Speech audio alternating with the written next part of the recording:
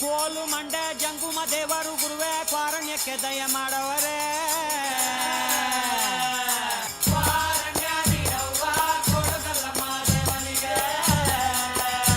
ಕೊಡುವಾಗ್ಲೆಲ್ಲ ಕೊಡ್ತಾನು ನಮ್ಮಪ್ಪ ಶಿವ.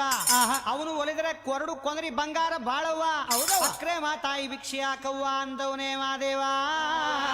ಕ್ವಾರಣ್ಯ ನೀಡವ್ವ ಕೊಡಗಲ್ಲಮ್ಮ ದೇವನಿಗೆ.